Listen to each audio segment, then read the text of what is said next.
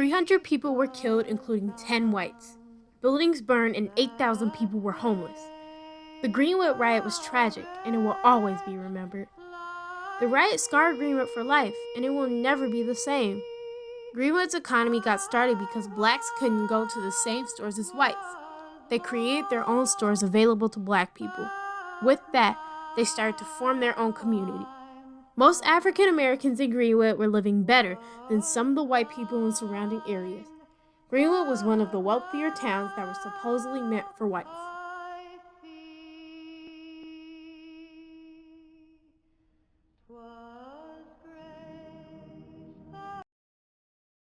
Oh, I've had trials and tribulations. African Americans came to Tulsa during the 1830s through 1840s on the Trail of Tears. They came as a result of forced removal from the 5 civilized tribes. Along the way, many African Americans integrated with Native Americans. As they continued to migrate, more and more blacks came to Oklahoma. Like the whites, African Americans at the time saw Oklahoma as a modern-day California. From 1907 through 1928, Oklahoma was a flourishing state, holding the #1 record for oil producing in the whole country. There were many people looking to settle on the free land, including many whites. But Oklahoma had a downside too. With the non-resolved racial tension and the absence of economic markets, Oklahoma became a place of dreaded hate. Southern migrators still looked at it as an opportunity to start over and find something better than what they had in the South, and Oklahoma screened opportunities for them. People call many African Americans who came to Tulsa boosters because they came to Oklahoma as an escape from racism. As the time went on, African Americans formed their own communities, and half of Oklahoma was still African American dominated. By 1870, there were over 6,000 Africans in Oklahoma Territory. Still, African Americans sought refuge from black hate organizations like the Ku Klux Klan in Oklahoma. As more African Americans settled in Greenwood, many of them opened their own businesses because they weren't able to shop at other stores because of segregation at the time. Opening their own businesses was a building block for Greenwood to become a wealthy and flourishing neighborhood. The success of Greenwood always caused tension between the African Americans and the white people, making it part of the reason the whites wanted to riot. And I have somewhere, Lord, I have somewhere, hallelujah, hallelujah, hallelujah. One day, a young black man named Dick Rowland got on an elevator for a hotel he had checked into. One white woman, Sarah Page, was on that elevator because she was an elevator operator. Next thing you know, Sarah Page screamed, and Dick Rowland was arrested for an accused crime. The whites were furious and decided to take action. The crime was only a piece of the puzzle that led to the riot. The whites were mostly jealous that the people of Greenwood created a successful community, but because of those reasons, they decided to riot. The riot occurred over Memorial Day weekend. The last surviving witness, Olivia J. Hooker, tells her story. My sisters and brothers knew about prejudice and things, but at that time, I thought everything that we were taught at school actually existed. And so it was more devastating for me because it was such a shock. And when the mobs came in, they had those poles, those pine, knots all lighted up, and they set things on fire.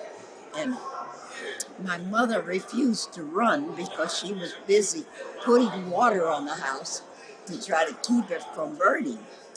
And so she put the children under the big oak table. They had those great big tables in those days with little nooks under them. So we were under the table when the mobs came in. And my mother had said, well, we have to eat no matter what. So she was cooking. They got so angry that she had what she called her 3-cornered pots on the stove.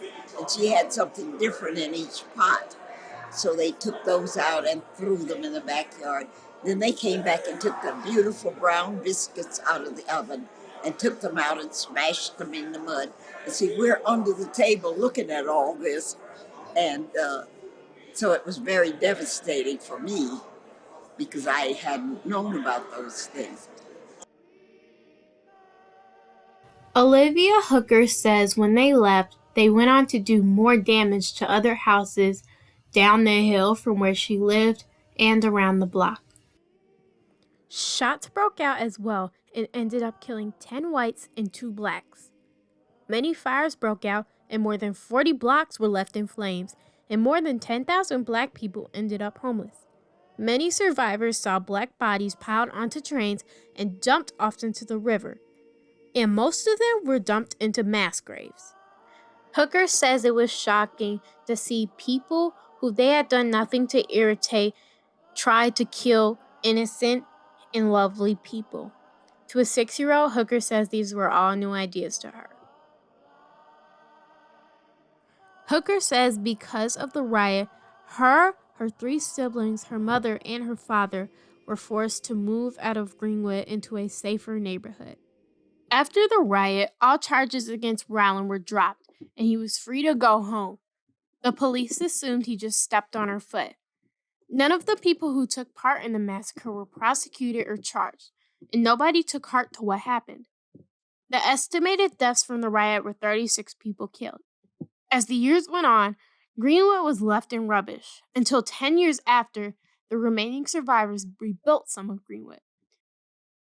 During the process of rebuilding the city of Tulsa, political and business leaders did everything they could to try to stop them from rebuilding because they wanted to use the land for something else. They also wanted Greenwood to be destroyed forever.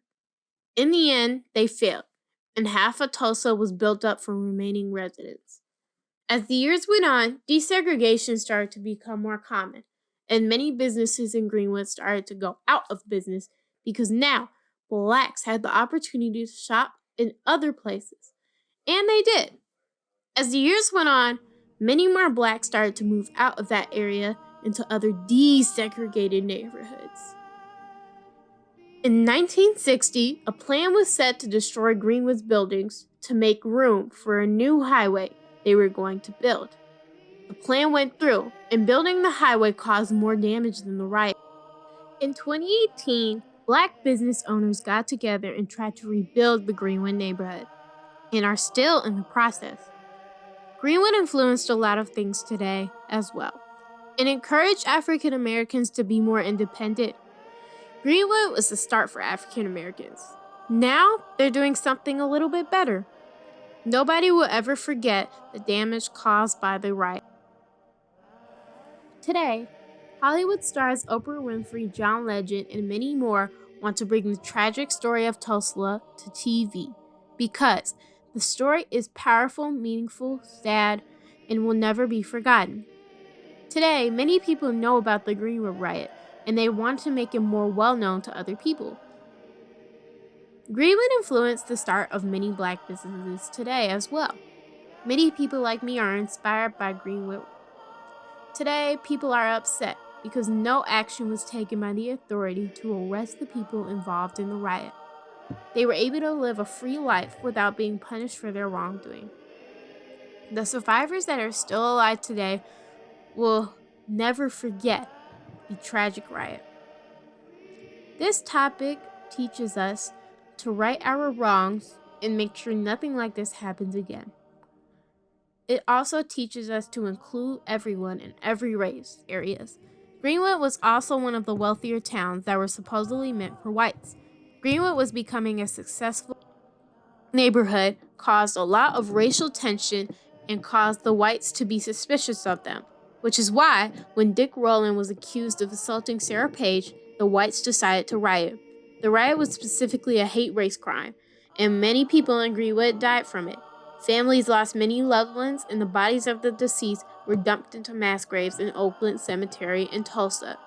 In the end, Greenwood was destroyed, and this tragedy scarred many people for life and tore families apart. Learning about this riot makes sure people can learn from this and try to correct the mistakes of the past. Learning from our mistakes can make the world a better place.